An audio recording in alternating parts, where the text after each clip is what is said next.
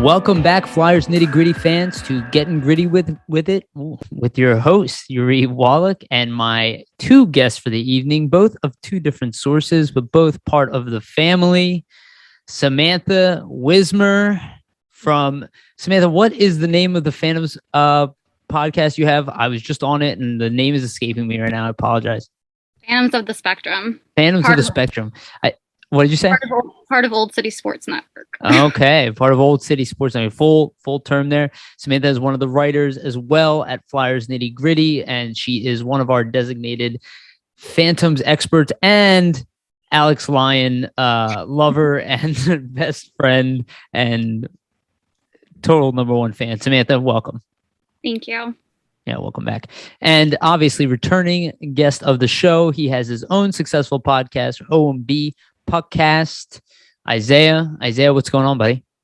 Hey, not much, man. Just here to talk about the Phantoms, and it should be an interesting year and a fun year after relative inactivity last couple of years. Yeah. It's been a trudge before this. It's gonna be nice to have a regular season all around. I mean, as regular as it gets, I guess. You bet. So before we get started, let me just give a shout out to the sponsor because I will forget if I don't. Shout out to Jim's Steaks on South. They are Flyers fans. Make sure to check out Jim's Steaks. Make sure to get their cheesesteaks. It's officially hockey season. So after the game, always a good idea to go and stop and get a cheesesteak at Jim's. Cool. All right. Thank you, Jim's. All right. Let's get to it today. On this episode, the plan is to talk Phantoms. I'm sure we'll leak into Flyers at some point, probably mostly young Flyer players. But we wanted to talk about it. This is something that you guys brought up to me, and I was like, okay, this is a good idea. I did have Bob Rotruk on here not too long ago to talk about the Phantoms, and that was cool. But let's talk about it as a team. You know, we got three different networks here kind of coming together. So let's talk about where the Phantoms play into all of this, because there's a good chance that some of these guys are going to make an impact at the NHL level, if not this year, potentially next year, potentially the following. So let's get into the beginning. Okay. Let's talk about, in my opinion, I think we should go by positions, right? We have our forwards, we have our defensemen, we have our goaltenders. I think we should start with forwards and talk about them. We can maybe play around with lines, but as we talked before this, we don't really know what the lines are at this point.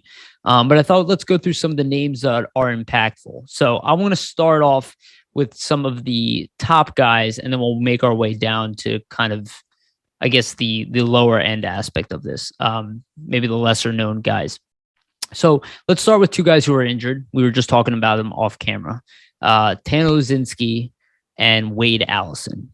Now, these two guys, there's a good chance that Allison probably would have started off in the NHL this year, especially after the recent pickup. It seems like Flyers weren't really satisfied with anybody, but Allison did have a really strong showing in the NHL last year. And Thanosinsky was probably on the brink of making it. He was almost a point per game player in the AHL previously to that. But unfortunately, Lucinski will be out, looks like to be the entire season with hip surgery again. And Wade Allison has a high ankle sprain. Samantha, we'll start off with you. Let's go through Lucinski and Allison. Give me your thoughts. Tanner Lucinski, really strong player. He, unfortunately, his season ended early last season, and then this season it didn't even fruitate to anything because he got medically cleared from his previous hip surgery. He had a torn hip labrum, and 4 days later, he gets injured again. They're not saying what the extent of his hip injury is, but it's more than likely another hip labrum tear on the other side. Like Yariv said, point per game player. I was actually there for the first pro goal he ever made. My dogs make an appearance. Oh, we all have dogs. And you know, Lucinski fan, no doubt. Yeah. No, they're my girls, so they know. So, you know, with Tanner being out, I feel like they're going to send him back down to the AHL this year just because he needed to rehab, but he would have been back up. Now, I know a lot of people don't really think that he's going to amount to anything. But when he comes back, when he's stronger, I really feel like he's going to be where the Flyers wanted him to be when they brought him up last year. Wade Allison, that's heartbreaking. That's absolutely heartbreaking. I know Yariv and I's friend Frankie was at training camp at the rookie game when his injury had happened, and he said that everybody stood up when Wade went down. Thankfully it's not a bad injury. I mean, it's a bad injury because it's right where the skates lace up, but it's not like a broken ankle, which could be career ending. Yeah, the interesting thing with Allison is that he does have a history of injuries, and Lucinski does not. So it's almost like bad luck just stemming for the Flyers and hitting the young kids. Isiah, your thoughts?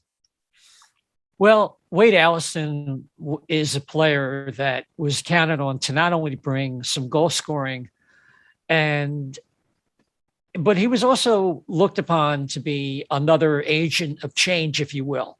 Kind of like the theme of the offseason was to kind of be a team that's tougher to play against, to have guys that out there that were going to stick up for their teammates. And it was all part of a cultural theme. And Wade Allison just fit right in the middle of that. Besides the fact that he was almost a shoo-in to be on the second power play. He's another shoot-first guy, and the Flyers still don't have enough of those type of players. So having watched this team for so long, he just looked like a Flyer from the moment he skated on the ice. And I don't mean to pick on the dear departed Nolan Patrick, but he was really the antithesis of Nolan Patrick in many ways that longtime Flyer fans had noticed, and it was a welcome sight. And it's just really a shame that didn't come together for him. A high ankle sprain. And sometimes you're better off breaking your ankle. It just depends the type of break. This is one of those lingering soft tissue type injuries that can really dog you for like a season and a half, maybe even to 2 seasons. It really depends, because there's no give in that area where the skate is all, tied up and taped up. So yeah, it's really frustrating because he was part of that group. And you look at Tanner Lucinski, you think of somebody who's going to be an improvement upon what we're getting this year from Nate Thompson. I mean, you think about it also, they pick up, what's his name? Patrick Brown from the Vegas Golden Knights. And I don't think that would have happened if Tanner was here, because Tanner has the same kind of positional versatility. He's very mature, not only in terms of him being, 24 now, in that range, 23, 24, yep. But also in the way he plays the game. And, you think about Jackson Cates and his brother, Noah Cates is supposed to be a very similar kind of player. You can put him in the lineup, even at a higher level, and he won't embarrass himself. He'll be in the right areas of the ice. And that's what we're going to get with a player like Tanner. So it's really a shame for both of those guys, but I think they do have a future with the team, barring some crazy trades that might happen at the deadline. Yeah. I'm sorry. Go ahead, Samantha. Please. Sorry, Yariv. No. And just to go off of these two, you felt their presence on the ice. And when they're not on the ice, you can definitely tell. Now, I mean, this was last season. Now, we've got kids coming up from the ECHL. You brought guys in from other teams for the Phantoms. So, I mean, they're going to be missed. And Wade is definitely going to be missed with the Flyers. I saw Wade actually get into it at a Penguins game. Yeah, it was a Penguins game. It was like the second to last game of last season with the Phantoms. They were sent back down because the Flyers season was over. Phantoms were still going. And Wade got into it, and it was pretty awesome. Like, everything came off. I mean, he was down to like his shoulder pads. So he's a very tough player. And I we have players now. I mean, you got Risto, and so we should be fine in the toughness area, but I mean, Wade was going to provide that as well. Yeah, no, I think that was really well said, and as well by you, Isiah. I think I love the term you use there, agent of change. Now, Tanner Lucinski, I think I totally agree with what you said about Brown. I don't think Patrick Brown probably would be here if it wasn't for Lucinski and especially Allison as well. They probably wouldn't have had the space, but I don't think they would have felt a need for it as much, where I don't think they really have anybody at this current time, especially with Frost not making the team. We'll talk about Frost, that can kind of step into the role and the coaches feel comfortable. I do think they felt that way about Lucinski and Allison. The interesting thing about Allison is that he is like the power forward agitator of the new modern game. I don't know if he's a Tom Wilson necessarily level of toughness and goal scoring prowess, but I don't think he's that far off in potential. He's something we desperately need him and something we really haven't had since Wayne Simmons, which is a guy who can shoot, can score around the net, but also will drop the gloves, will get in your face, has a big mouth in a lot of ways, like the little things that you really, really want. And I do think he'll be missed. I think he would have probably would have taken most of the minutes away from Nicholas Aube-Kubel this year, who actually looks pretty strong. But I do agree. I think it's a big loss. And for the Phantoms, I think Lucinski would have probably been one of their top players. I don't know if Allison would have been with them, but if he would have been, I think it's, assistant captain at the very least with that type of guy. So it's definitely unfortunate. But let's get past them because it's kind of depressing. And let's get into a little bit more of exciting. So now the most recent topic of conversation has been Morgan Frost, and I'm going to lump in Isaac Ratcliff with him because they were both taken at the exact same time. So we'll talk about them together. Morgan Frost has high expectations and came in after missing 18 months, only playing 2 games over 18 months, and really not playing a lot of hockey. And from what I understand, and this comes from Bill Meltzer, is that Frost was told he wasn't going to make the team to begin with, and that the idea of Kevin Hayes being on the team or being injured is really what opened up that door and why he got so much playing time. Again, but it does make sense when you hear what Fletcher said, that the coaching staff wanted to use him, but he thought it'd be best. Now, Frost did have a really big rebound game. First game back, he had 2 goals, 1 assist, game tire and game winner. So obviously showing that he's hungry and he's going to fight his way back into the NHL if he can. And then there's Isaac Ratcliff, a guy who also last year had injuries. The year before that had injuries, but high expectations for him as well. He's a really big body. He's very skilled for somebody who's 6'6", skates really fast for somebody that size, has a scoring upside as well. Was initially slated to be a first-round pick and was taken right after Morgan Frost. So the 2 of these guys most likely will be NHL impacts, if not for the Flyers, somewhere down the line. I think Ratcliff is still a little bit off, but maybe could get a call-up if he ups his game. But I think Frost is really on the corner there, and I think we'll probably get a call-up very soon. Isaiah, I'm going to start off with you this time. What do you think about Frost? What do you think about Ratcliff? Okay, Morgan Frost. We had Charlie O'Connor from The Athletic on last night, and he said more or less what you did about Morgan generally was considered not to be in the picture because of all the time that he had missed. And you want to get him to check off a lot of boxes if he's going to play center in the National Hockey League in a position that has been a weak spot for the Flyers after the first couple slots. And even with Kevin Hayes, I've always said that you had Couturier maybe in a 1.5 C and Hayes is a 2.5 C. And you got to maybe slot in and have a nice threesome there. And that's a lot to ask of a guy who's missed all that time. So like you said, Hayes gets hurt. And they want to give the coaches, at least, Morgan every chance to go in there and show what he can do. And it just, it was in fits and starts. You could see one game it was so defensive, he didn't really spark a lot offensively. Other times he was trying to do too much, and it just wasn't enough to satisfy Chuck Fletcher in particular. So I think, AV probably said, I wouldn't mind rolling the dice because of what my options are. But I think with Derek Brassard playing the way he did, at least for now, they felt better. If Morgan could just get his timing back and all the things you would expect would be rusty after such an interval out, not playing the game, then that would be best for him. And I agree with that. I mean, it's a big year for Morgan. He has to prove that he can do certain things at the pro level consistently. Otherwise, he might end up being more of a wing prospect, and maybe that brings him up to the NHL faster. But I think with the Flyers center circumstance right now, they'd rather try to max out what he could do at the pivot. Now, and regarding Ratcliff, this is an interesting one. There's a disagreement in the fan base, and certainly between what the Flyers and their hierarchy think. You see the hands of Isaac Ratcliff and his skill level and his size, and you think, well, there's a power forward, maybe not a top line guy, but hey, maybe mid-6, whatever. And then you have Mike O'Connell come in, and he's new with the organization. He says, no, Isaac has to adjust his game. He's got to learn how to use his size and do this and do that. And, if you read between the lines, what they're saying is Isaac never is going to be a scorer at this level. He's got to be a grinder, and he has to adjust his game because it will not adapt to the NHL what he was in the CHL.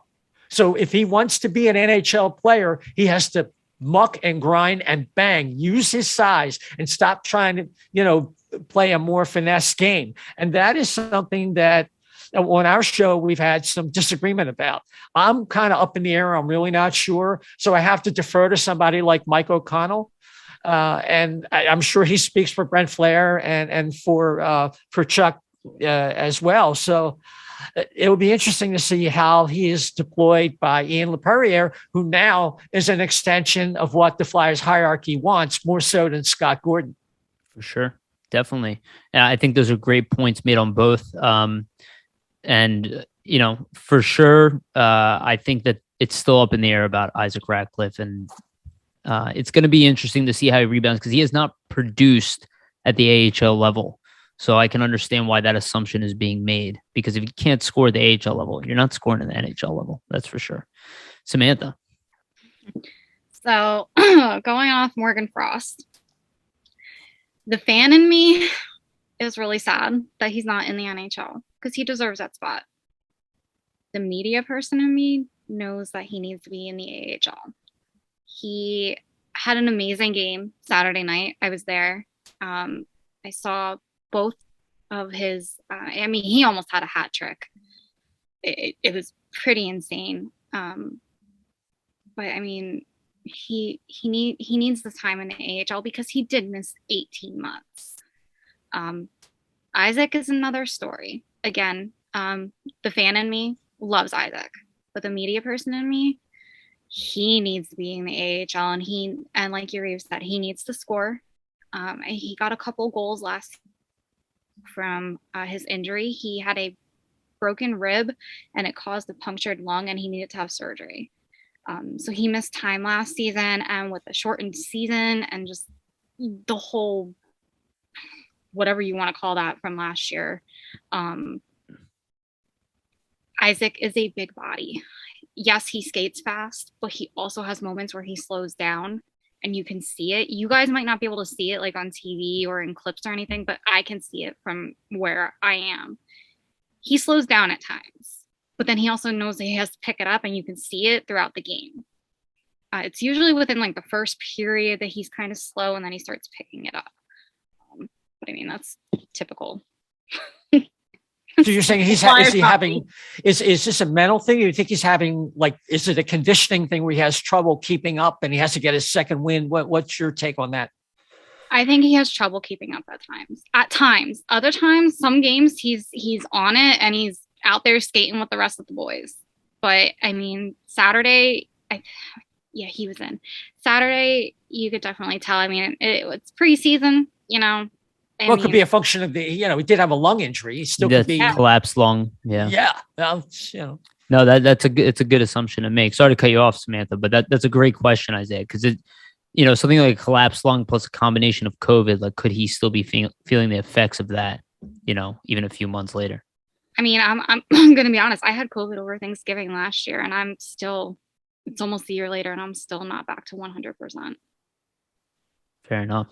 I had COVID, but I haven't had any lingering effects, but it's not the same for everybody. So, and I'm sure a combination with a collapsed lung is nothing easy to deal with. Yeah.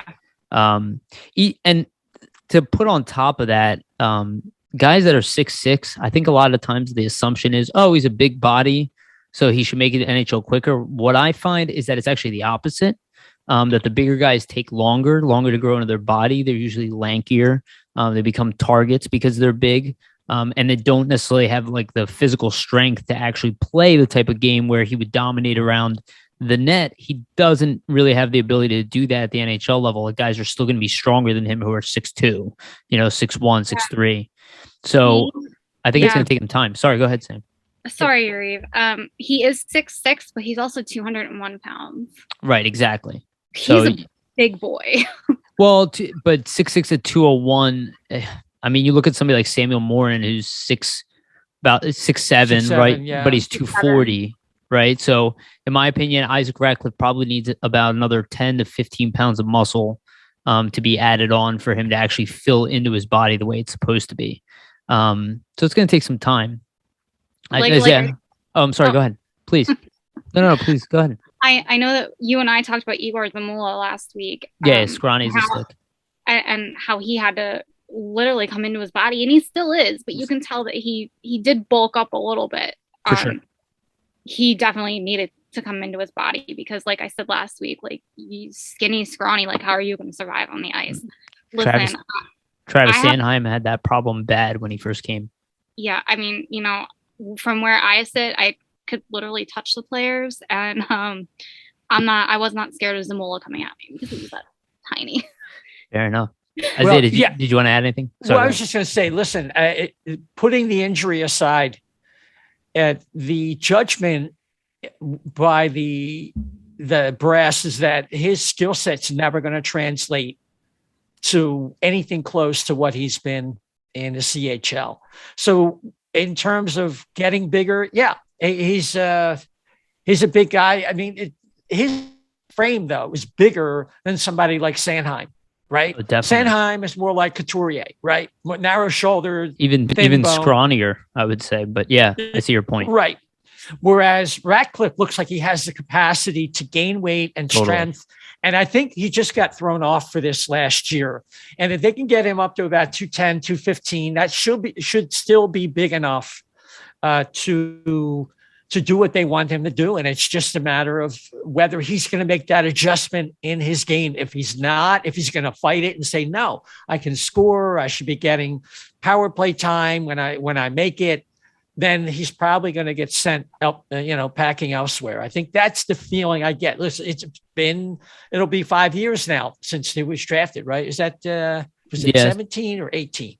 It was 17. 17. So almost 5 years. It'll be 4. Let's just say 4 years to give him the benefit of the doubt. 2017, round 2, number 35. Right, exactly. Same year as Nolan Patrick. I was sure there was like the big draft year, right? It was Patrick Frost and Ratcliff, like all in a row. So I think you bring up a great point. It's something Scott Lawton had to go through, right? This was a lot of times there's this mistake that if a guy is taken relatively high in the draft, the expectation is that he's supposed to be a point producer. And again, I think if you put up more than 30 points in this league, you're a valuable player. So, at least a third line player, right, at 30-point pace.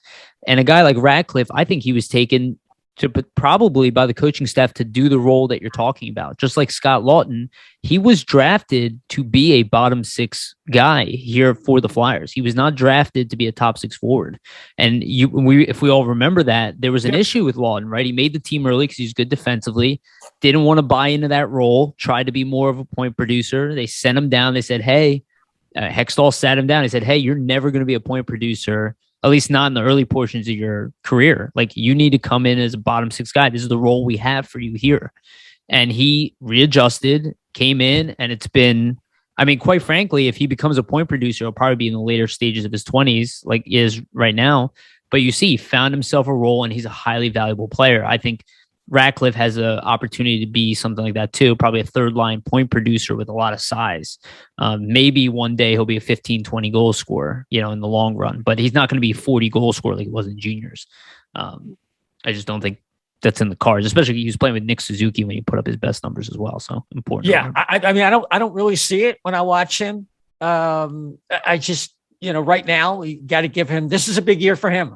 You can say totally that agree about a lot of players. It seems like Hextall drafted a lot of players that it's like a Fisher cut bait. German Ruptsov. Yes. Also injury problems. A lot of injury problems for our prospect. Like Pascal LeBerge, he was supposed to be a first round pick. We took him in the second round. He had like 5 big injuries before even coming to the Flyers. He's now with the Maine Mariners. Yeah, I mean his game's never recovered. I mean he was in the ECHL primarily, so he had some concussions, right? He had 2 concussions in a row. Like bad ones, not like minor concussions, like really bad concussions. Yeah. Then he also had hip surgery coming into the NHL. Just and Ruptsov had like 4 serious injuries in a row. It literally kills their development, and that's really where your opportunities are to make the NHL. Because after that, you got to go to other leagues and you got to try to make your way back in. And he's so hesitant to engage at this point. So he's kind of turned into Vorobiev 2.0, unfortunately, in a lot of ways. Well, and Vorobiev is actually, I was looking at his numbers. He's actually putting up very good numbers in the KHL. So we'll see. Maybe one day he'll find his way back. Grizzled 29-year-old Mikhail Vorobiev actually figures it out. Another Yuri Depita.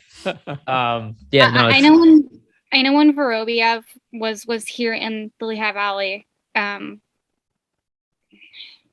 weren't very big on him. He wouldn't do anything on the ice. Well, he had one spectacular preseason where he looked like, hey, this guy might be a top 6 forward in the NHL. And then that's why I tell people don't take preseason too seriously, because it is not a reflection of the normal season. And it goes for veterans and for young guys. Like veterans will not perform the way they perform during the season. That goes for your opponents as well.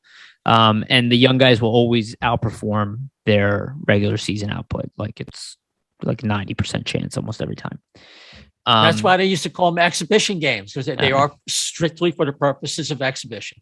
Absolutely. And the guys and the veterans are given like 2/3 effort. And you saw that. Didn't you see the intensity ramp up against the Capitals? Yeah. You can see, well, this is a bit of a dress rehearsal. And then a lot of things we felt good about, we came out of that game not feeling quite as good. We felt good about Cam Atkinson. I don't want to get too far into the Flyers, but I mean, you can apply the same thing to what we saw with the Phantoms, I think. No, I think that's very astute. And actually, I like what you said there. And I do want to touch on the Flyers for a second here. That game was almost like, we were just talking about Wade Allison. I was like, that's still my biggest. I know we don't have Kevin Hayes right now. Still, my biggest concern is physicality. It's like people keep saying speed to me. That's not what I see. I see a team that when they're played physical, like by a team like the Islanders or the Bruins, and they get hemmed in their zone and they get smashed and hit, that's where I see their weaknesses come out. Not so much with speed. So that's still my concern. And I think that's why they went more veteran, to be honest with you, and brought even a guy like Brown, and that's why Wilson was almost going to make the team. Like, I think they see that too. I think they were really counting on Wade Allison to add some of that element, but I would be interested in going to get another centerman who could do it, quite frankly. Hey, Yariv, you could have fooled me that Kevin Hayes isn't there. Well, Kevin Hayes is a big part of this team, and he's 6'5", and he's a big body. He's not a mean player necessarily, but he is physical. And I think when we're just physically, like the Caps beat us without Ovi and Backstrom, and they did it by playing old school hockey on us. Like, they just hammered us, dump and chase, and it showed. And then the Flyers were backing in their zone. That's why, and we can talk about Flyers Twitter freaking out like, this is going to be such a horrible season. It's already over. Again, it's preseason, so the Flyers do have an ability to turn that around and do have an ability to ratchet up the intensity. But they are a little smaller on the wings. That's my only concern. All right. Yeah, don't get me started. Yeah. Let's not dig too much into the Flyers, because we'll probably go for days on that one. So let's go into 2 more players who I do think are a bright spot, honestly, to look at. And we'll stick with the forward group for a little bit longer, and then I'll take us to the D. But let's talk about Tyson Forrester and Sami Tumala. And the reason I'm bringing up both of these guys, because this is probably the closest thing the Flyers have had to goal scoring prospects. I mean, outside of Joel Farabee, but guys who are like kind of really being built within the system that have the opportunity to be goal scorers in the league. You can maybe say Wade Allison as well, but he mostly played NCAA. So Forrester is a first round pick from a couple of years ago, already had great success in the AHL. Coaching staff clearly likes him. I don't think he looked like he was ready in preseason or anything, but he definitely didn't stand out as a problem. Didn't look like a weakness, but I don't think he's ready for the NHL. But he is ready to be a goal scorer at the AHL level. For sure, and he's already playing a top 6 role there. And then Sami Tumala is the previous second round pick from this past draft. This is a guy who's got a large skill set. He just scored an end-to-end goal the other way. He's a very fast skater. He's got a really good shot, offensive instincts, and I think he is a boom or bust type of guy. I don't think he'll be in the NHL if he isn't a point producer, but as long as he can produce points, I do see a role for him in the NHL. I mean, his skill set says top 6, but it's not always so easy to make. But 2 guys that I think there's a lot to be excited about and definitely will be a huge part of the Phantoms. I don't think Tumala is going anywhere at this point. I think he's been too good, maybe, but I really don't think he's going anywhere. And I think obviously Tyson Forrester will be maybe the leading goal scorer for the Phantoms by the end of the year. But 2 really big players. Sam, we'll start with you on this one. What do you think about Forrester? What do you think about Tumala? I love Tyson. He's a great player. I loved him last season. Again, watched him make his first pro goal. Pretty awesome. That was pretty cool. Because last year he was brought down from the OHL. Him and Wisdom were brought down from the OHL because of COVID, because OHL canceled their entire season. So this season, the AHL actually said, if a player from the OHL has played 20 plus games in this past season, we'll allow them to come back, which is major because the AHL has never done that before. We also haven't had a pandemic before, so but still, besides the point, they've never made an exception to the rule like that before. Tyson is definitely shoot first mentality. I think I mentioned it last week on my podcast with Yariv, that he, Cam Atkinson kind of has the same mentality. Shoot first, always. I got to talk about Sunday's game against Hershey. Isaiah, if you don't know, Hershey Bears are the Phantoms' biggest rival. They are the Capitals AHL team. Mm-hmm. Hershey, my friend Danielle pointed this out to me. Hershey has something to prove. Hershey was in number 1 position to win the Calder Cup playoffs at the time of the pause. They were very tough. The Phantoms 1920 team could not beat literally anybody. I think we had a 5-game winning streak, and that was it. We were very bad in the 1920 season. It was kind of a pitiful, attempt at anything. And I don't really typically ever say that, but it was a pitiful season. You had Sandstrom in net. Sandstrom has his confidence. You could see it. Sandstrom's not going anywhere. Sandstrom is here. I believe he's going to stay with the Flyers. And then you've got that second goalie spot, and it's going to go into either Nagel, because we brought in Pat Nagel, who was an ECHL goalie. Great number. Can I stop you there for a second? Wasn't Sandstrom just sent down to the Phantoms? Yeah, that's what I mean. He's going to stay. Oh, I'm sorry. I thought I'm getting confused with the Flyers. I'm confused myself. I apologize, Sam. You're right. Okay. You're talking about Phantoms and ECHL. I'm so used to just talking about the Flyers. Anyway, sorry. It's all good. My mistake. So, we're now at a spot where we have goalies and we need to disperse them. So Ayrson played Saturday night. I'll save that for when we talk about goalies. Yeah, I was going to say, we're going to do D and then goalies. But then we go into Hershey, and the shots on goal for the Phantoms was absolutely horrendous. They played horrendous on Sunday, but like Yariv said, it's preseason. It's not going to be a reflection of what the actual season is. If it wasn't for Tyson Forrester and Wyatt Wiley, I don't think that game, and Linus Hogberg, I don't think that game would have gone the way it did. And they ended up rallying, right? They lost 3-2, but they made a game of it, right? We almost Is that the one? Tied. We almost had them tied. I was at that game. I drove 2 hours for that game. It wasn't 22-1. They were outshot at one point, or the game ended up 36-13. Hey. Yeah. Somebody's got to get that puck on net. But yeah, no, Tyson Forrester, shoot first mentality, great kid. He's a great player. Definitely looks like he has fun on the ice. He just has that energy. He has that Cam Atkinson energy. Cool. And what about Tumala? Tumala. I like him already. I really feel like he's definitely going to have to prove himself. He's going to have to be a goal scorer, but he definitely has the ability and the talent. The talent that comes off that kid. Fletcher did a really good job picking him out of the draft. I'm kind of glad we didn't go the first round because, we needed Risto. But, Tumala is a great pick. And I'm excited to see what he can do this season. Yeah, same. Isiah. Yeah, Tumala, I don't know if they're doing him any favors, just looking at his speed and his scoring and all that. He came here to get used to the North American game. And I'll leave it to the coaches and the brass. I like the idea that they pick some of these guys and they clearly have charted a different direction than what Ron Hextall was doing. But Hextall tended to pick these safe 2A players that had a high hockey IQ. For whatever reason, the IQ didn't translate on the ice, and we didn't get as much out of the players that he drafted. He's a guy that Hextall wanted Nolan Patrick, and everybody else in the room wanted either Heiskanen or Cale Makar. So, but I think if just looking at the player, he seems like the kind of kid that would really do well culturally and figuring things out at the CHL level. That remains to be seen, because you want him to have a full game.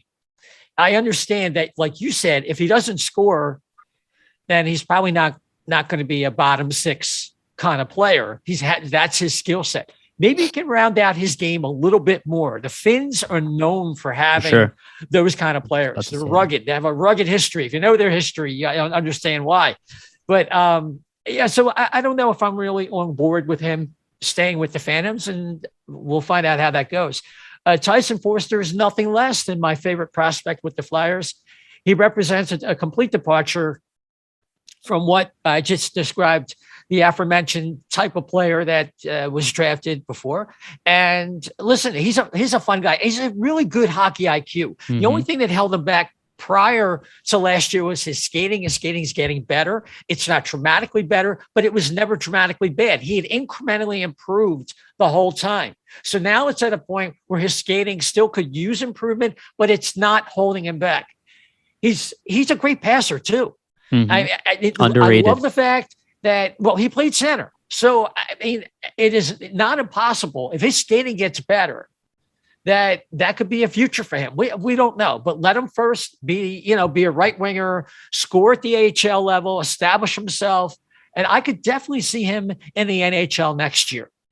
And he just has to make those incremental improvements. The main, attributes you want from scorers in the lower leagues is you want to see what their game looks like when they're not scoring, because you can't always score.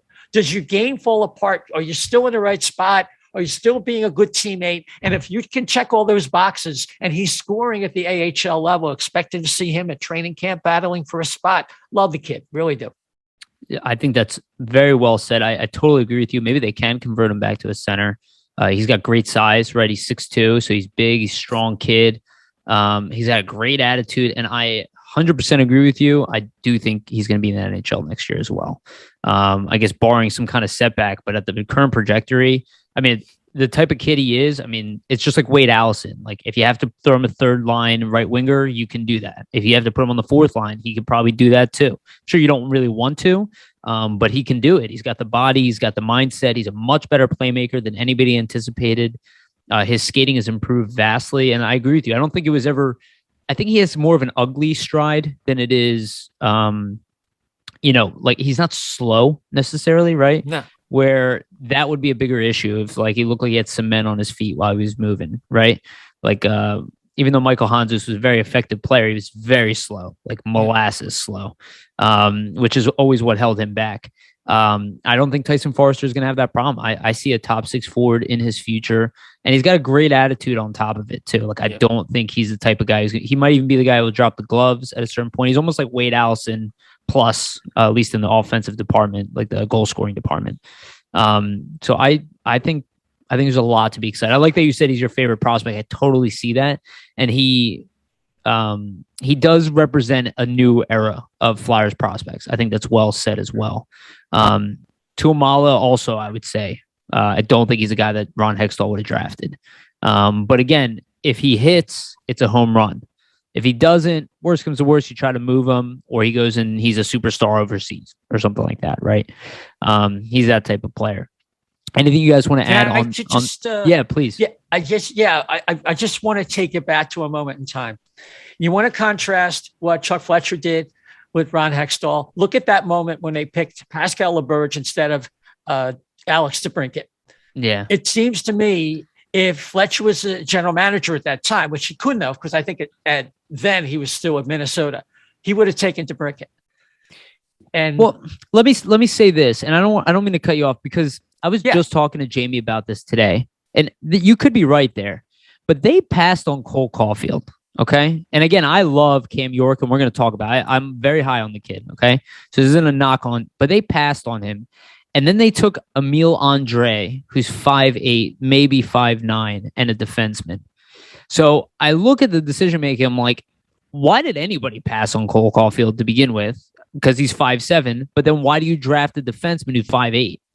Who, by the way, one's a first rounder and the other is a second rounder. See, there's chances you're willing to take it at the first round 100%. versus the second round. I think that really explains that. No, I think that's a very, very valid point. And it's a high draft pick as well, right? It's top 15 pick. It wasn't like lower 20s.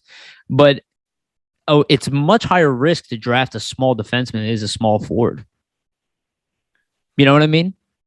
Like, unless they think he's just perfect at what he does. And Cole Caufield, there's always that. I mean, I would have taken Caufield. That's all we all thought he was going to be the guy taken. Let's be honest. The guy with that kind of talent. And you saw, look, I've seen guys come in and play really well in playoffs, and then they come back and they're just never quite that same player. That happens, right? Yes. But I think Caufield is going to be a star in this league. They obviously are worried about the size. Their size and their consistency throughout their whole lineup. Guys like Konechny and Well, that was my whole point about the DeBrincat thing, right? Because the only reason people didn't take DeBrincat was size. 3-time 50 goal scorer, something like that, at a juniors level. It just seems like most GMs would pass up on DeBrincat, which is weird because he's one of the best goal scorers in the league. Yeah, but like I said, I think that's more to do with the chance you might be to take in round one versus round two. What the heck, round two, man? One out of every 200 guys is going to make 100 games in the league, maybe. Yeah, you're probably right. You're definitely right. I do want to say Emile Andre is having a great year in the SHL so far. He's a point per game player, so I'm not knocking him. And apparently, he's a very tough kid and plays far above his size, from what I understand. I covered him on the Phantoms at one time. Oh, okay. Well, we can get into him a little bit too. I was actually going to list the rest of the name for the forwards, and anybody you guys want to talk about, we can, and then let's move on to the D. So I might be missing somebody. Anything you guys want to say about Tumala or Forrester before we move on? Forrester, I just want to add. I watched him Saturday night, and he scans the ice looking to make a play. He's always looking for one of his teammates, which is, it's a skill you kind of need to have, but he does it really well. And he passes, like Isaiah said, he passes the puck. He sees an open spot, and he's just going for it. That's awesome. Yeah, because very again, high offensive IQ, very high. Yeah, I totally agree with that. I think much higher than people anticipated. To be honest with you, I think people thought it was like not a questionable pick, but I don't think it was that high on the pick. And I think he's going to turn out to make Chuck Fletcher look really smart with that one. All right, let me name the other forwards that we have available, and we can stop on anybody. And obviously, we could go all day. That's why I'm kind of just trying to speed through this a little bit. So Gerald Mayhew is going to be playing down there. Jackson Cates will be starting down there as well. We have Matthew Strome. Jackson Cates. I don't see anything there. I think he got signed because they want to make sure his brother signs with the Flyers. I think that's really interesting comment, actually. I think at most he's a fourth line player in the NHL. Yeah, tweener. Yeah. Yeah, that's what I see from him too. But again, I think he got close because of the physical element of his game. That's what the Flyers were looking for, physicality. Not a terrible comment though, for sure. Matthew Strome, he got really good. He's got to improve quite a bit because he's been primarily an ECHL player. This is his last chance to really make the Phantoms. He's got to stick with them. It's all in the feet, because the skill appears to be there, but it just can't seem to get from point A to point B quick enough to have a translate. Yeah, and it sucks because both of his brothers are successful NHL players. So let's see if he can do it. German Ruptsov, we did mention him a little bit, a guy who's plagued by injuries, played over in Russia. This is a guy that the coaching staff always really like. I personally really like him. I think injuries have really held him back, unfortunately, but this is a big year for him. So hopefully he can produce and hopefully he can show that he's still capable of playing in the NHL. And I've still got a puck for you.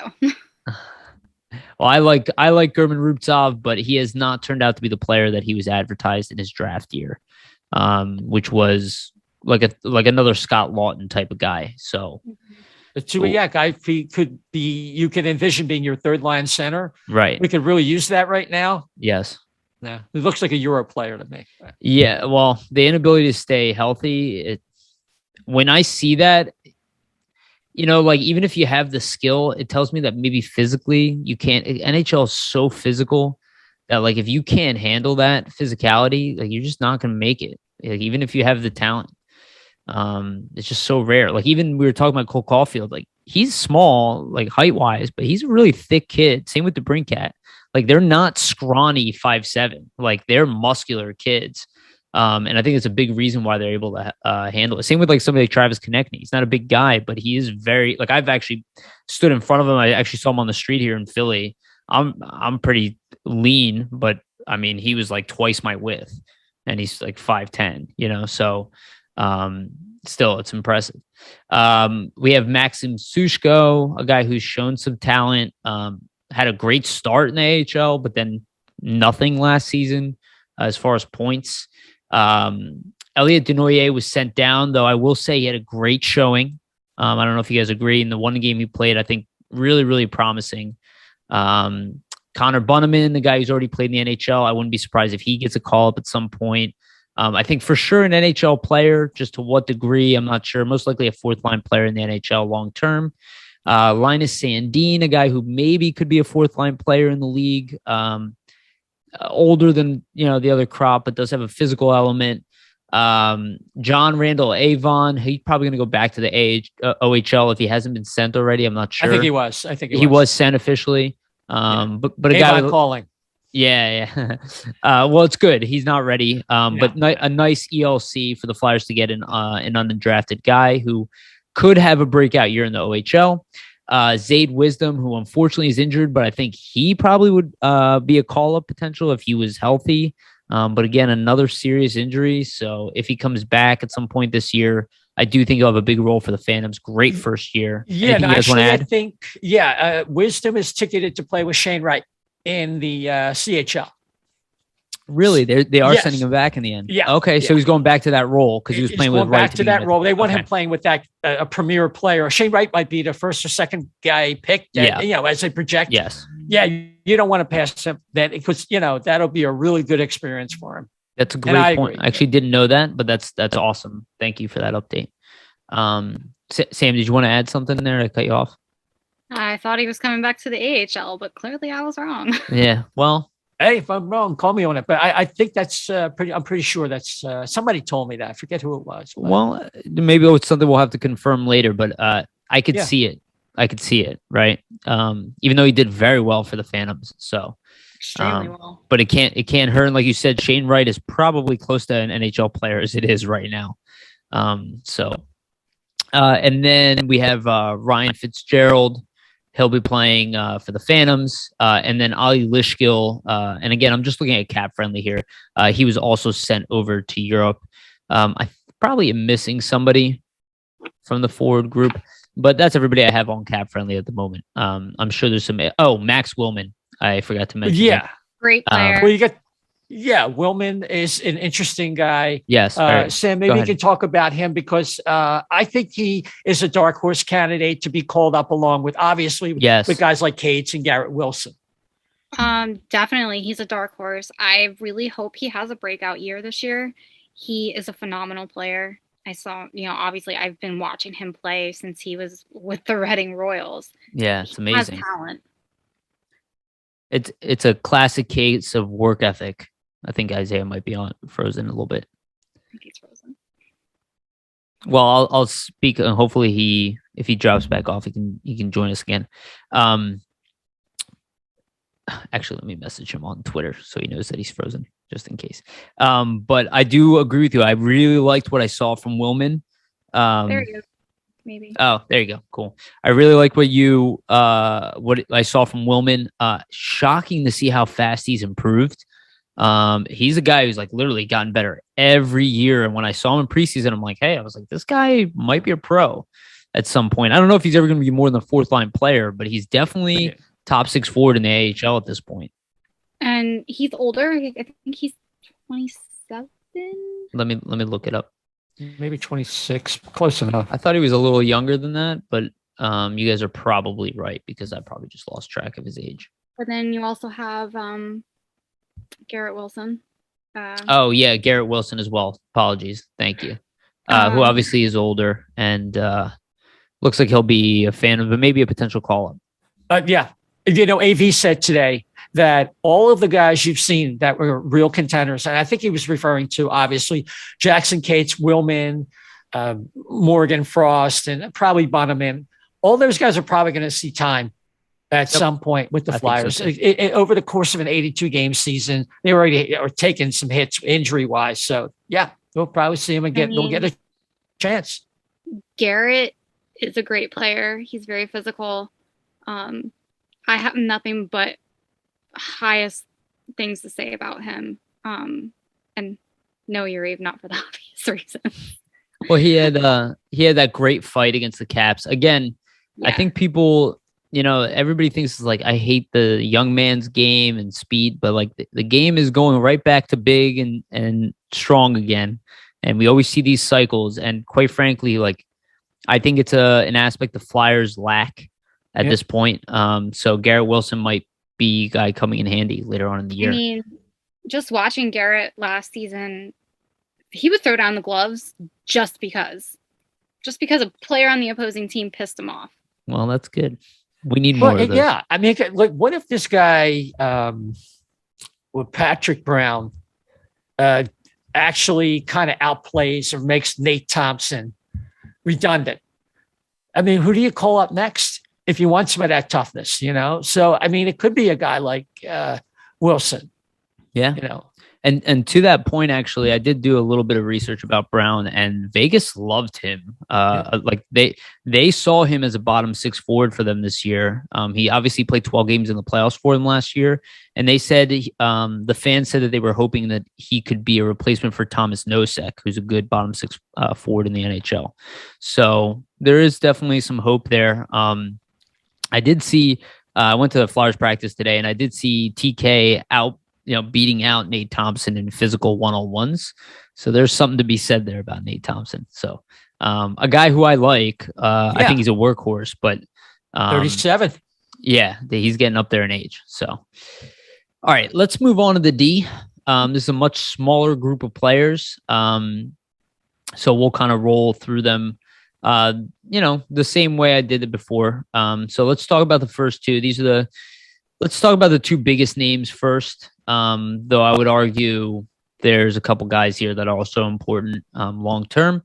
But let's talk about Cam York and Igor Zamula. Cam York obviously was the first round pick from a couple years ago, gold medal winner, former captain, pretty much a star NCAA player as well. He's a guy I'm very high on. If you guys know Steve Cornianos from the draft analyst, he's also very high on him as well. We both see him as the top pairing defender in the future. I don't think he's ready for that at this point, but I do expect him to get some NHL time this year, definitely on injury call-ups.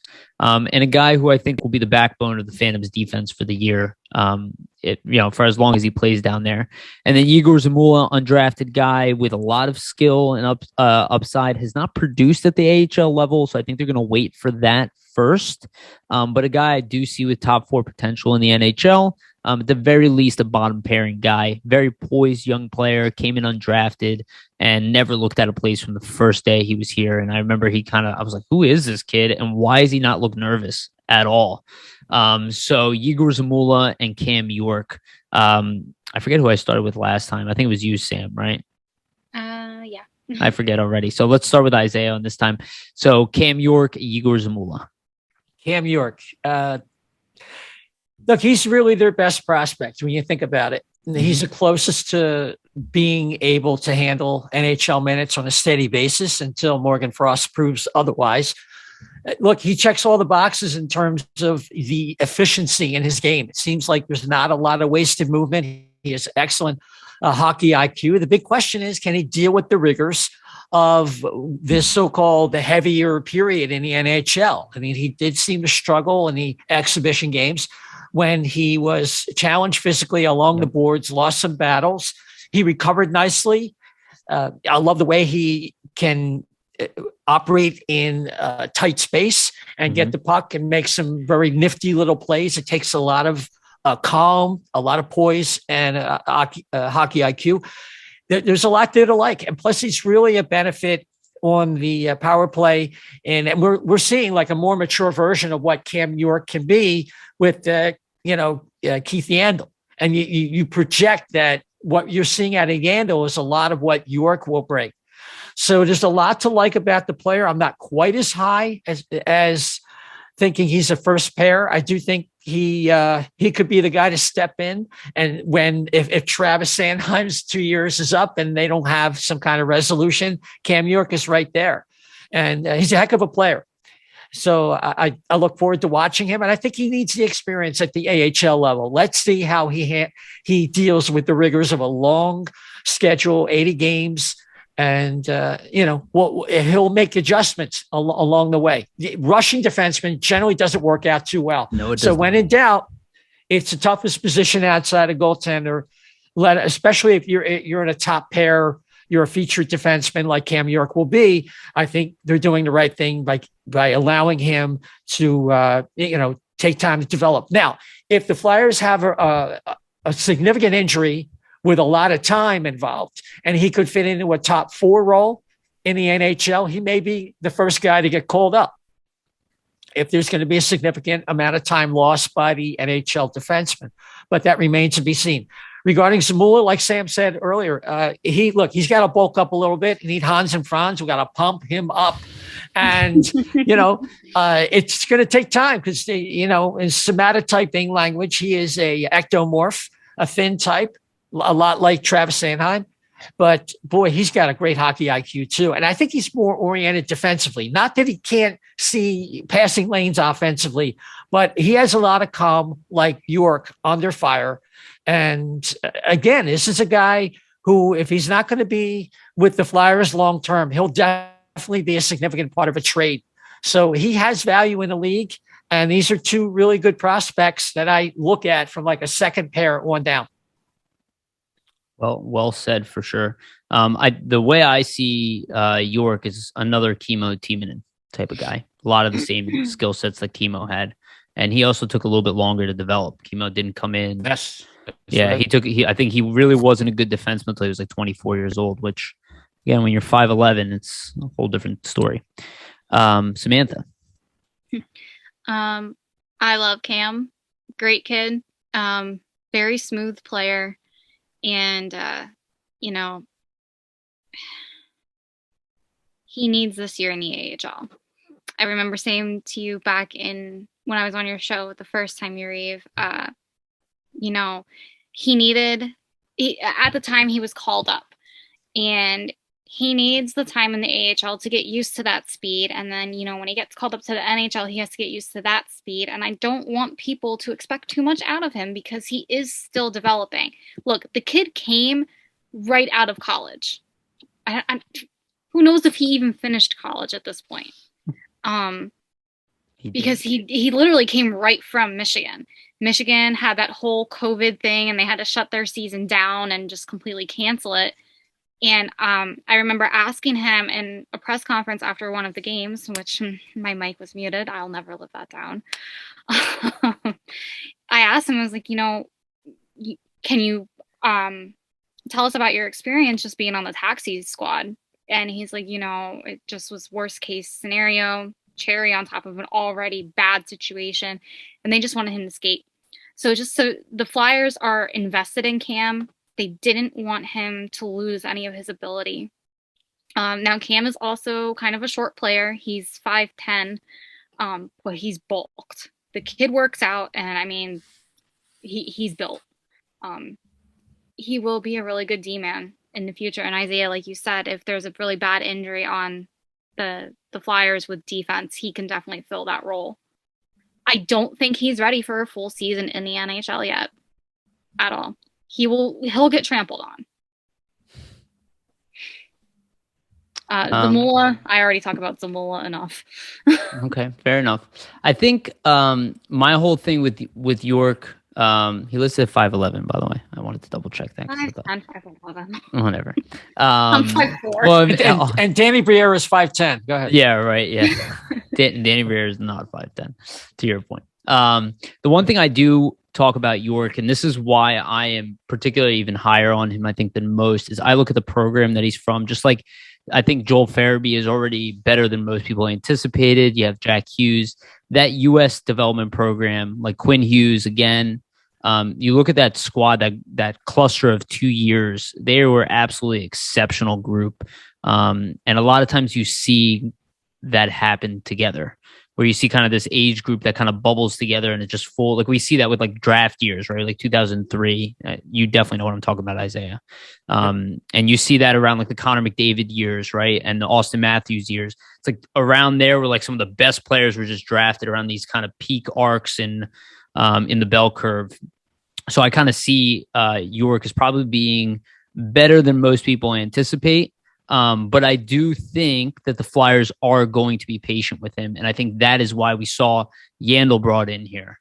And we saw Morin kept, and we saw Risto brought in here. Sure, the Flyers of the past probably would have thrown York into the NHL and played him 13 minutes a night.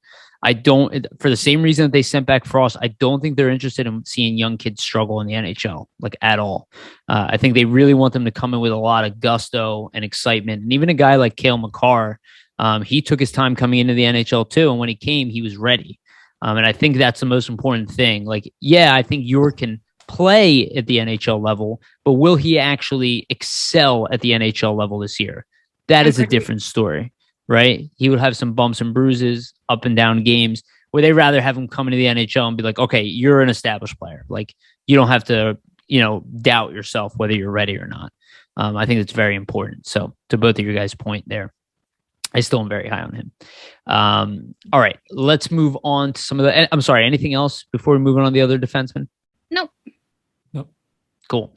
All right, so a couple other guys that I'll group them together, and then from there I'll go over the final four here that I have listed. But Wyatt Wiley.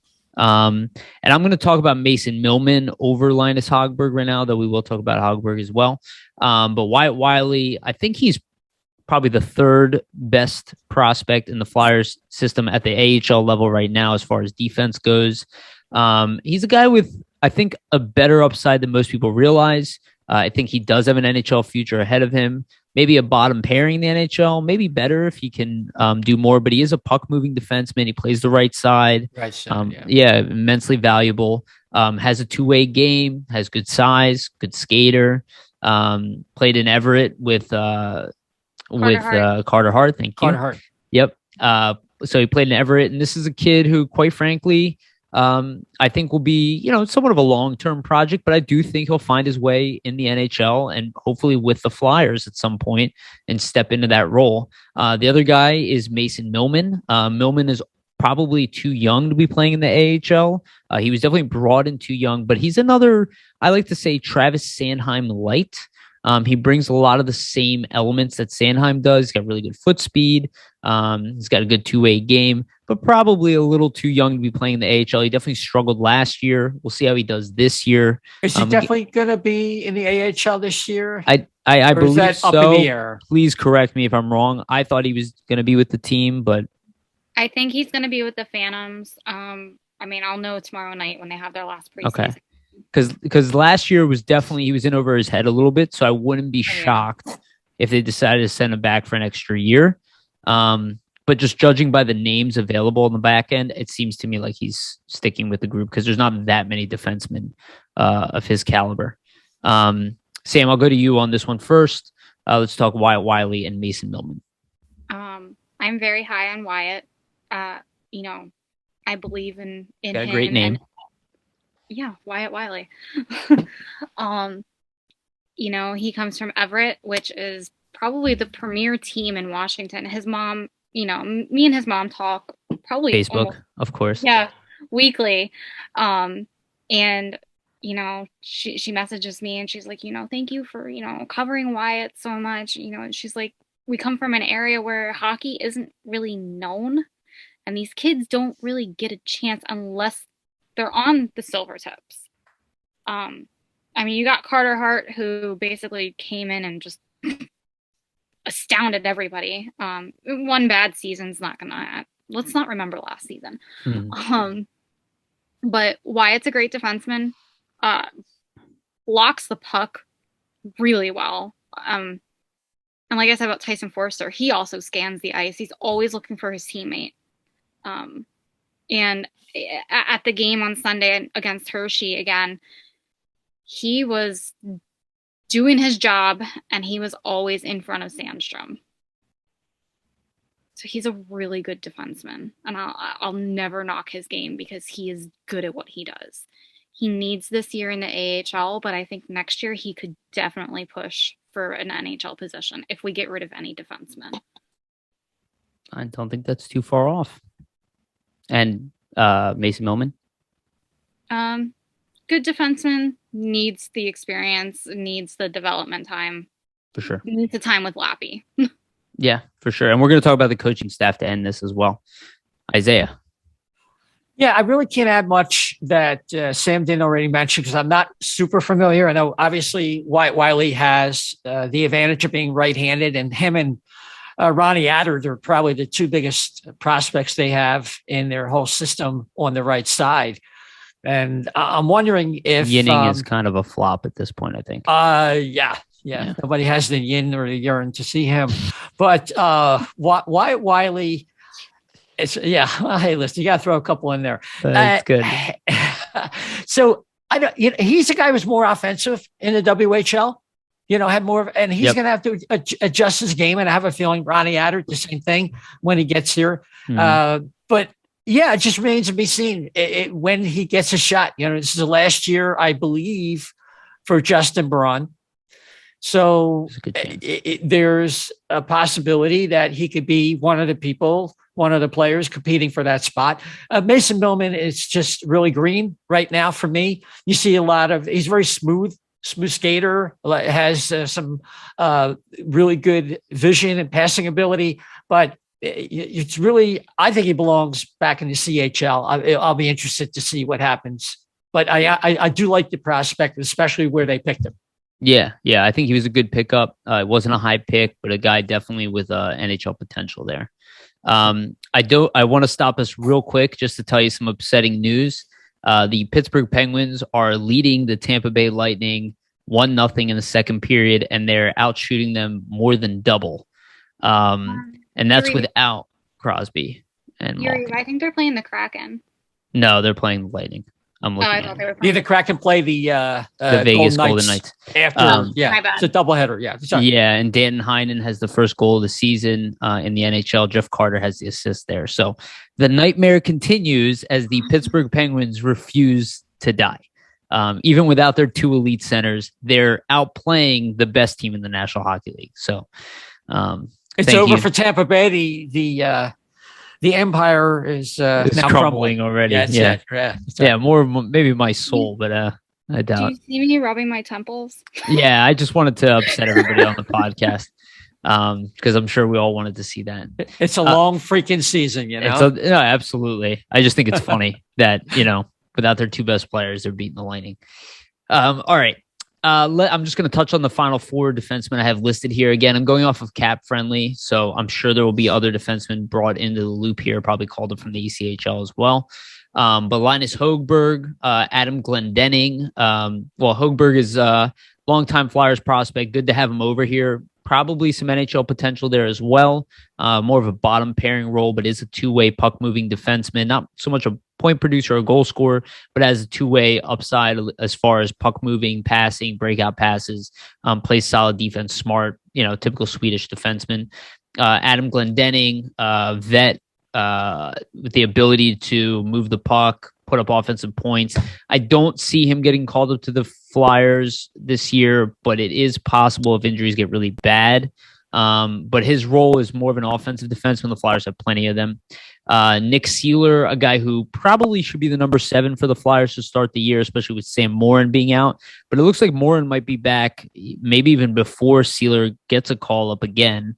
But I think they'll probably bring him along slower anyway. But it looks like Morin and Hayes have a similar time span. But Seeler did very well in the preseason. I think he raised expectations for what he can do. I don't think he is necessarily an impact player, but he shows that he can fill in. If a guy like Braun goes down, he's a guy of a similar skill set. At least that can come in and play a physical game, throw the body around, block shots and whatnot. And then Zek Cooper, who I don't know too much about, but I do know he has some pro experience. Cooper Zek. Oh, Cooper Zek. Oh, thank you. Sorry, I'm reading it as straight through. Cooper Zek, I don't know too much about him. I do know he has some NHL experience.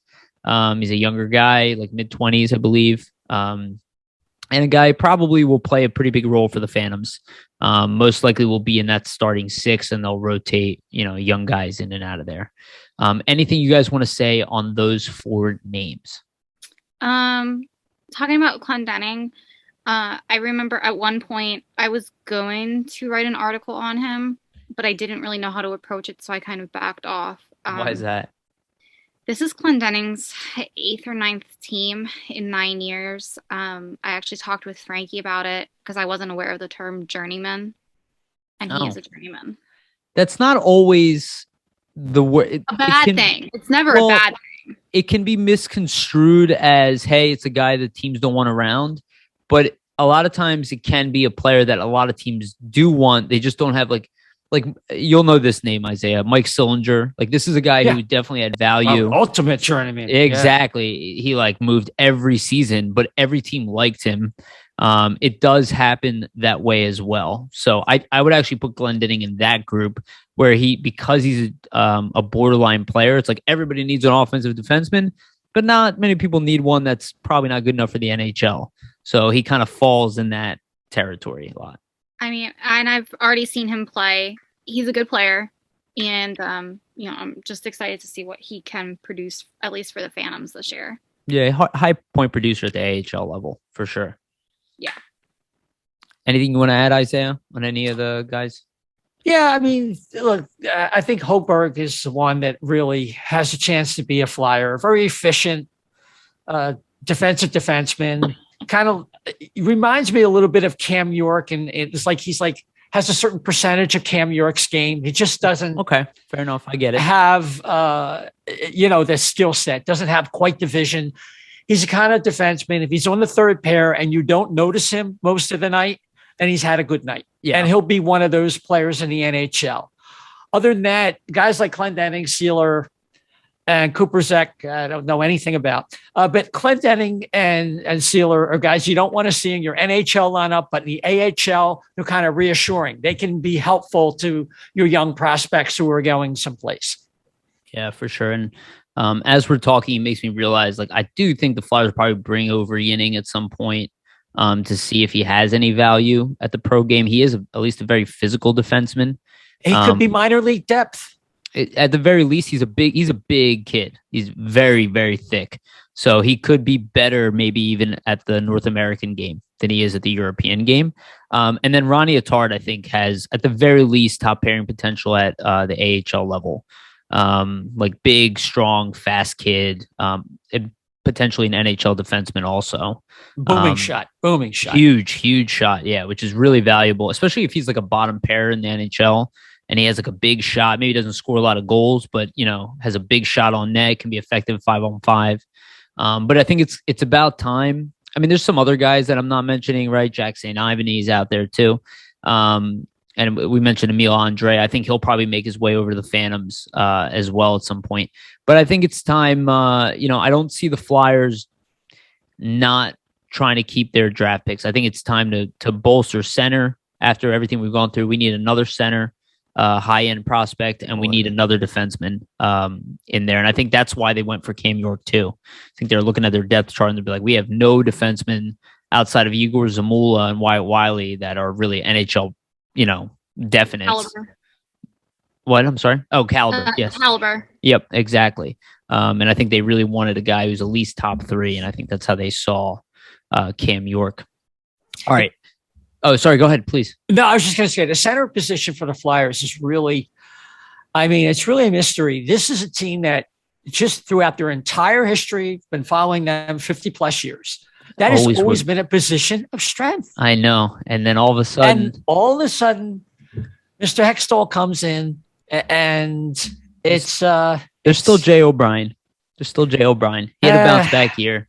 Jay O'Brien is going to have a tough time getting a JOB in the NHL. I'll put it that way. That's the way I look at it. Yeah, you're on fire tonight. I wanted Kupari. They could have had K. Andre Miller, I think, was in that draft. Yes, he was taken right after. It's like the guy, forget about it. But anyway, yeah, JOB. Boy. I like O'Brien, but I don't think he projects to be a top line center or something like that in the NHL. No, right? it's another Scott Long third liner. He's a little engine that could. We've had enough guys like that. Let's get a big engine, with brass ones, and that's Tyson Forster. I think that's why Tumala was drafted. To be honest with you, in the second round, is like they're like, okay, this guy. Maybe he won't work out to be, a bottom 6 guy in the NHL. Maybe his maybe his floor is low, but his ceiling is high. And if he does project, we got ourselves a top 6 forward. So we're swimming in Lucinski, Bunneman, and formerly Chorinsky. Look, they're nice players, but yeah, exactly. We're nobody's going to knock them dead there. We like the player. They'll maybe they'll score some big goals, but they're not the they're not the catalyst. They're not driving the engine there. Yeah, and I do think. So I guess I'm going to go off topic real quick before we go to the goalies. But I do think that's why Claude Giroux is not signed. I think the Flyers, I think they'll re-sign him no matter what happens. But I do think and again, this is just my guess. I think the conversation is, okay, if we suck this year and we don't make the playoffs, we're going to trade Claude Giroux for first round pick. And we're going to add to our prospect pool. And then he's going to be a free agent anyway. And then he's going to come here and probably finish his career. It happens all the time. I think that is something the Flyers are looking at, that if the team doesn't materialize the way they hope, they can recoup some draft picks through Giroux or maybe somebody else that they're moving other, it could be JVR or whatever. But I do think the Flyers still will look to add, prospect depth, maybe even trade prospects at some point too, with another team. So, well, my big, and I'm simply, I don't want to cut you off, but my big thing was they had an opportunity there to go after one of 2 Buffalo players. So people are probably tired of hearing me say this, but Rasmus Ristolainen was not the guy I was going to expend the first round draft pick one. And I like what he brings. I like the intangibles, but if I'm using that first round draft pick, I am shoring up that center position, and Reinhart was right there. And I think it was an RFA, right? Not a UFA. I do think he's an RFA, yes, or was. He was an RFA, and he has since signed with Florida. But that was before the negotiations were going on with Couturier, or before they actually consummated the deal. But that would have made more sense to me. Of course, it's easy in hindsight, but at least I said it beforehand before Hayes got hurt. But it's a problem. It's a problem. Yeah, I think it's, and again, I know people are upset with Nolan Patrick. I might have mentioned this earlier, but Nolan Patrick right now in Vegas, I'm just doing a little bit of research, just judging off of the preseason stat sheets, because that's all I really got to see. He only had a couple assists, but he's being used more than all of their players, and he is playing top line center on their power play, on their number one power play. So something to add in there. We do need. Well, who looked good in the exhibitions last year? Nolan Patrick. Yeah, well, again, but this is, I think, why Frost went to the minors, and not just him. I think it's lessons learned from Lindblom. We have to stop putting these kids in a position to fail. Yeah. You know what I mean? And I think we do that too much. And to your point, I mean, we need to establish like 25-year-old, 26-year-old kid. Like I like the Rastus trade, but I liked Ristolainen in his draft year too. And I know the Flyers wanted to draft him. Yes. But he was taken right before them, and that's why they went for Samuel Morin, somebody they were hoping had a similar skill set. So they've always liked him. And I do know that 8 other teams had first-round picks on the table. We just had the highest. Oh, yeah. So, I see that point, but it's a lot easier to get a D4 than a 2C, in my opinion. Yeah, well, we'll see what happens. We'll see what happens. But you're not talking crazy. Let's put it that way. Okay, let's move on to the goalies, and then we'll end on the coaching staff. The 3 goalies we have, and I'm just going to say them in order, really of age, more than anything here. Felix Sandstrom, Kirill Ustimenko, and Samuel Ersson. Felix Sandstrom obviously was a starter in the AHL last year. Started really picking it up in the second half of the year. He's probably the number 3 on the depth chart. Probably will get called up if Jones is a disaster, if there's injuries. I could see if Jones is a disaster, the Flyers go out and get a different goalie. I don't know if they fully trust Sandstrom at this point, but I think they are interested in his long-term potential. But he's getting up there. He's a very agile and athletic goaltender, but as far as like the technical details of his game, I'd say he's probably the weakest of the 3, but maybe the most athletic of the 3. Kirill Ustimenko, a guy who had great success early on, graduated from the ECHL quickly, was probably going to compete with Sandstrom for the starting spot. Also lost an entire year due to injury. Again, another one of these cases. A guy with a great attitude, good skill set all around. I think does project to be an NHL player at some point. I don't necessarily think he's ready for that, but probably will get time in the AHL this year. And then Samuel Ersson, this is a guy who's already been playing against men. Personally, I think he has the highest ceiling of the 3. He is not the most athletic of the 3, but he's the most technical goaltender of the 3. And I do think that he probably will project to be an NHL goaltender at some point. Will he be more than a backup? I'm not necessarily sure, but he'll be the slowest. Maybe he'll start off in the ECHL this year, but definitely a guy that the Flyers are most likely high on, and you can see by the amount that he gets paid more than the other 2 young guys that I just mentioned. All right, Isaiah, I'll start off with you this time, and Sam will go to you. So what do you think about the 3 goalies? Well, Sandstrom was drafted in 2015. Now is about the time that a goaltender who the development curve is really unpredictable. At 24 is right about the age. He started playing better last year. Technically, he's improved. This is a year he's going to signal whether he is really ready to take off and establish himself. I mean, he has struggled up to this point, but he's had some injuries. And I think this is a year he's got to prove it. I think, and he'll definitely get the chance. And I agree. Ersson is the one I think long-term is the one they feel best about. And Ustimenko, I don't know. He's an interesting case. As maybe Sam knows whether he's more ticketed to the ECHL, because I'm not sure between Ursan and Ustimenko. I thought it was basically going to be Strome and Ursan, and with Ustimenko trying to reestablish his game after having those injuries last year.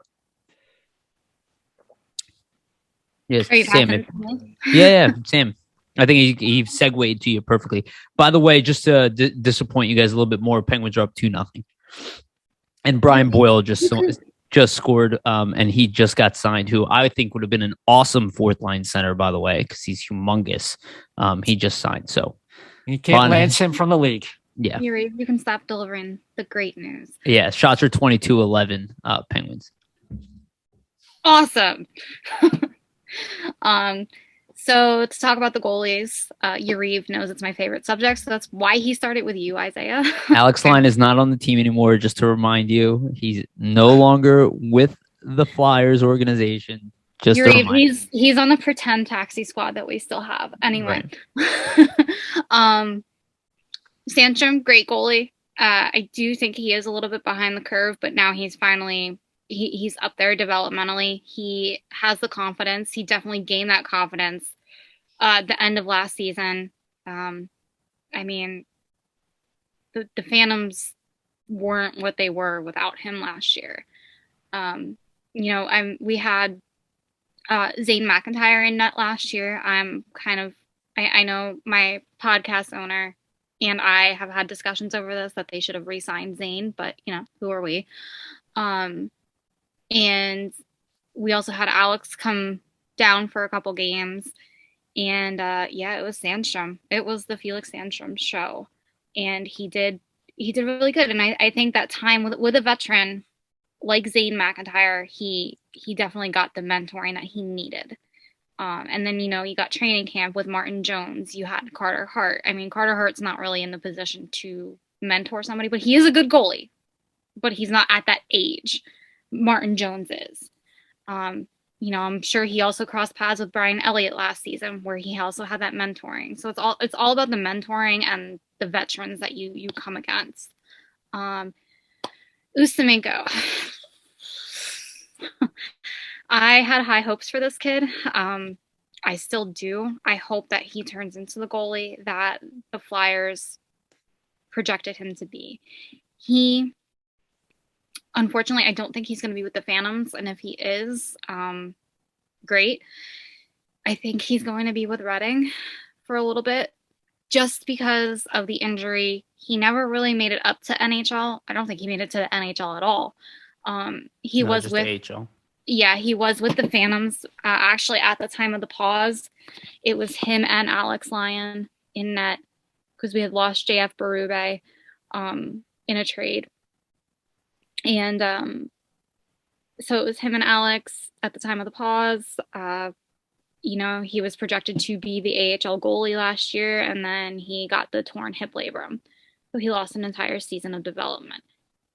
I feel like he needs to be with Reading just to regain his skill level. I don't think I've seen him play. I'm not sure. I forget who was in last week's game because 7 days ago. I can't remember anything. But yeah, I feel like he needs to be with Reading for a little bit. On to Mr. Ersson. I got first-hand look at him on Saturday night, and he's going to be great. Barring any major injuries like Ustimenko, you're looking at your next NHL goalie for sure. That kid has a high caliber. I think he's gonna be shifted between Reading and Lehigh Valley this year, but he has NHL caliber. Yeah, he already has great numbers at a young age, and was not playing on a good team for large portions of that, and he really was the bright spot on this team. So it's good to see that the Flyers have another young guy. I do want to point out Yvonne Fedetov, and again, I forget Kolosov is the other goaltender. I don't know too much about him, but Yvonne Fedetov is crushing it in the KHL right now, and he's 6'7". I do wonder if at some point the Flyers might try to bring him over here for an NHL role. I don't ever think he'll play at the AHL level, but something to explore. A guy with that kind of size, and he is doing very well in the KHL. So Flyers do have some options. I asked Alex Appleyard about him. Yeah. And Alex seemed to think he could be a backup. Yeah, that's how I see it. In the NHL. Like I just thought like a big guy like that, maybe like an Anders Nilsson, take up a lot of the net. Yeah, there you go. To kind of make up for the fact that he probably doesn't have the greatest reflexes, and the game's obviously a lot faster in North America. So maybe that's maybe that's in the cards. Go ahead. I do have to say, the Phantoms also signed another goalie by the name of Pat Nagel. Oh, right. Good not call. Sure where he's going to be. I think he's going to be with the Phantoms. So, it's going to be a competition, and tomorrow night is going to show who's going to be there. Well, Nagel is a veteran, right?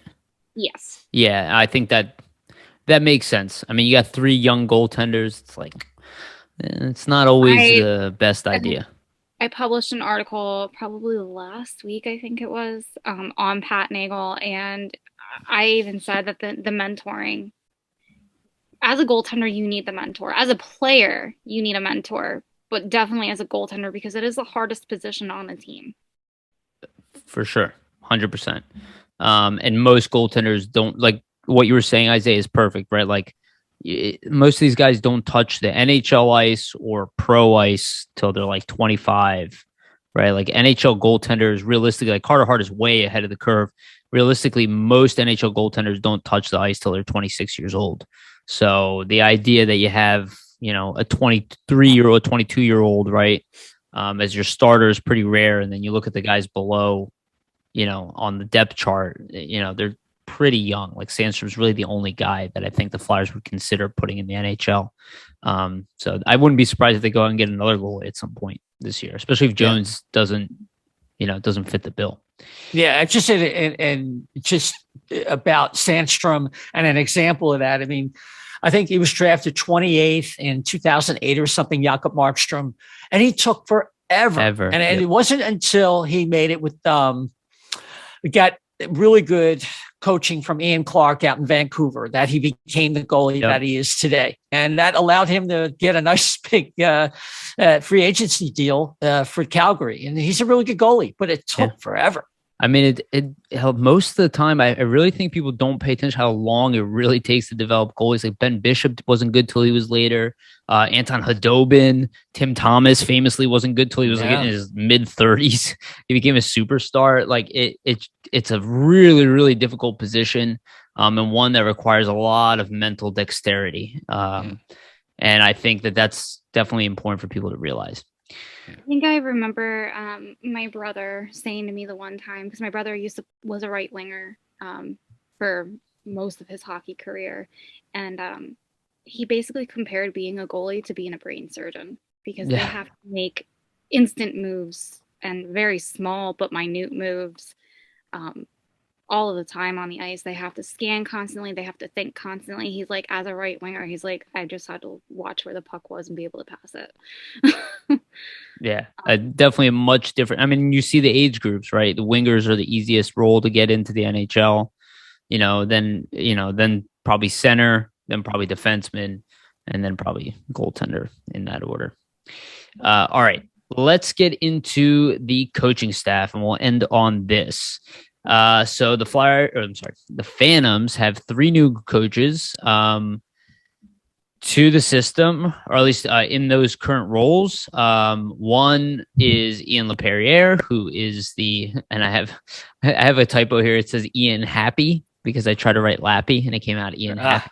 That's why I started laughing. So Ian LaPerriere is the head coach. It's his first time being a head coach, but like you were saying earlier, Isaiah, this is the opportunity that they have to meld the vision of the NHL coaching staff in with the AHL. There's going to be a vastly different approach at this point, where the system is just going to be one, and Lappy is there to head that up. Now, I really like LaPerriere as a person. See how he does as a head coach, but he definitely harps a lot on conditioning. And I think, at least from trying to prepare guys mentally to the NHL, I think that's why he's been here for so long. I think he gets that element, and I think he's good at communicating that element as well. Then newcomer Jason Smith, who is a returning Flyer. He used to play for the Flyer, was known as the Gator, a very tough physical defenseman, was a captain pretty much wherever he went. He was a captain here for one season before I believe he retired after that because both of his shoulders were essentially gone. But a guy who was a head coach coming in here, I'm pretty sure LaPerriere wanted him specifically, but he will be assistant coach. And then former player Riley Armstrong, I believe he played in the ECHL I think he played for the Royals. I don't remember exactly, but he has some history with the Flyers, I think, as well. But also a former player. So they come in and they will be leading the Phantoms. So it's going to be a whole different attitude. It's going from a very experienced coach in Scott Gordon and Kerry Huffman, obviously, both moved on to other locations. And we have a new coaching staff. So new attitude, new everything. But it should be interesting. It might take a little bit longer than most people like. There might be some learning curves there.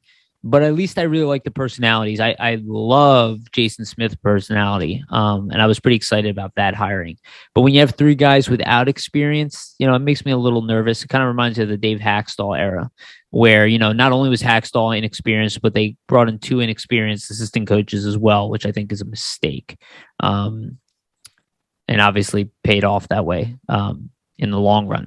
So, Samantha, I'll open up to you first. What do you think about the coaching staff? So I think Lappy was a good choice. Everyone's going to doubt him this year. It is a transitional year. You've brand new coaching. You're going from Coach Scott Gordon. He was a great coach. There's no doubt about that. Coach Gordon will be missed, and so will Kerry Huffman. They were mainstays in Lehigh Valley for so long, and it was kind of shocking to hear the news of them leaving. I remember texting you, Yariv, like, what is going on? And you're like, I don't even know.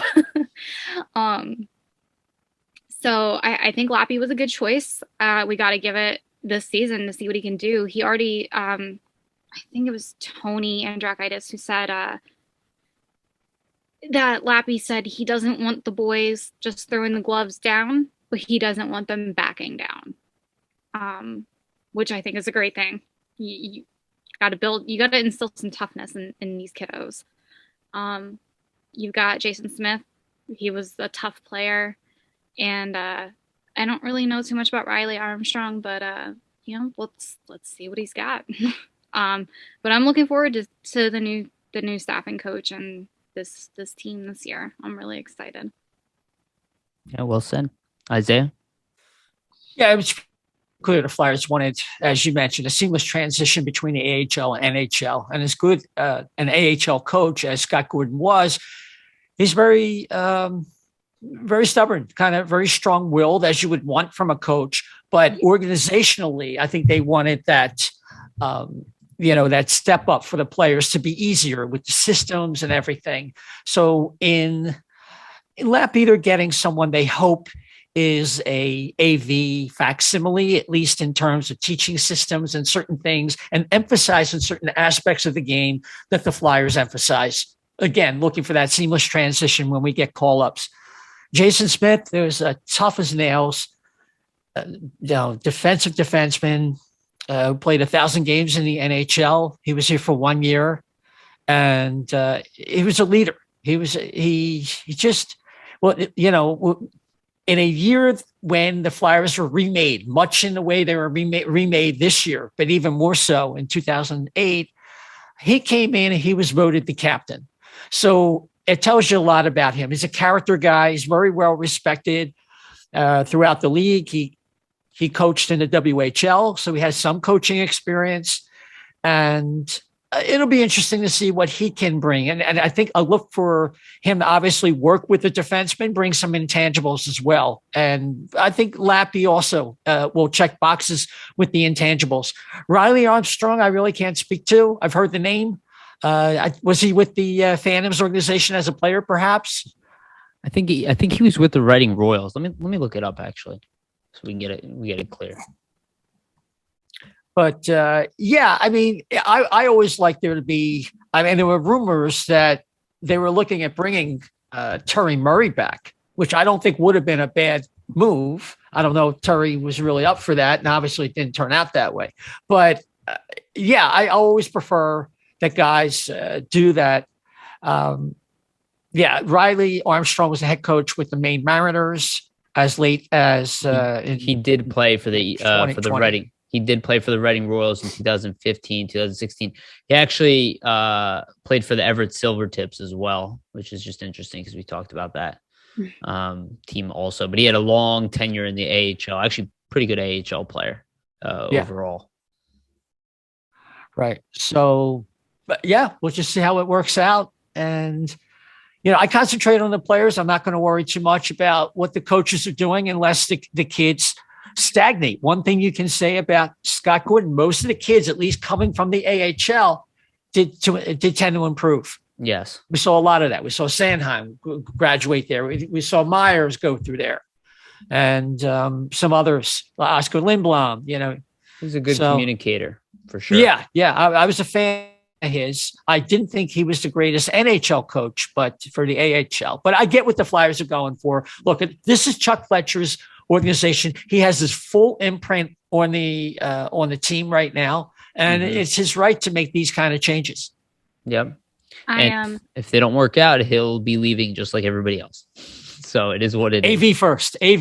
I wouldn't be surprised. Again, Sam, I don't mean to cut you off, but okay. I do think that AV is somewhat on the chopping block. After all these investment and moving players around and changing stuff around, if there is no progress with this team, like you look at, again, I pointed out the Pittsburgh Penguins are beating the Tampa Bay Lightning right now. Again, it's a long season, but that is a coach who gets the most out of his players. And if you're a guy who your players are not progressing under you, or they're stagnating, or you're not having any breakout guys, the finger will be pointed at the coaching staff eventually. And that is not good. And that includes the AHL guys. Like you said, if the players don't progress underneath these guys, these are short-lived jobs, unfortunately. Let me run something by you.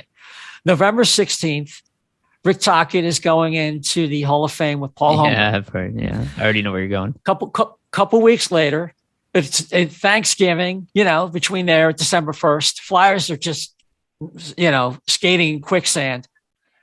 Rick Tocchet becomes the new head coach. You never know. Although I probably think it would be Turian or Yo. I think more Yo than anything. But it would be kind of ironic. Yeah, well, he's never succeeded. Even Turian has some level of success. He took the Penguins to the finals in 2008. But I would rather have Rick Tocchet. And they fired him and won. Yeah. Exactly. so yeah, I think you make a clean sweep if you're going to bring in a guy like Tocchet. Yeah, because this coaching staff was also under the gun last year. AV looked like he didn't want to be here. You had to, he just looked at his bank account. Yeah, got to go there. Got to go today. It was a horrible year for everybody. And the coaches were also spoken to by Chuck Fletcher in terms of their ability to communicate. The coaches were the players were very vocal, and the complaints about the coaches, it went both ways. So yeah, I could definitely see a clean sweep, but knowing Fletcher and his background, he might kind of have a bias toward a guy he's very familiar with, particularly with Mike Yo. But we'll see. I'm just saying, I'm not rooting for it. It wouldn't surprise me. I don't think what you're saying is crazy. I do think they'll give them the season, unless I guess they could collapse of some sort. But I think they'll give them the season to work it through. If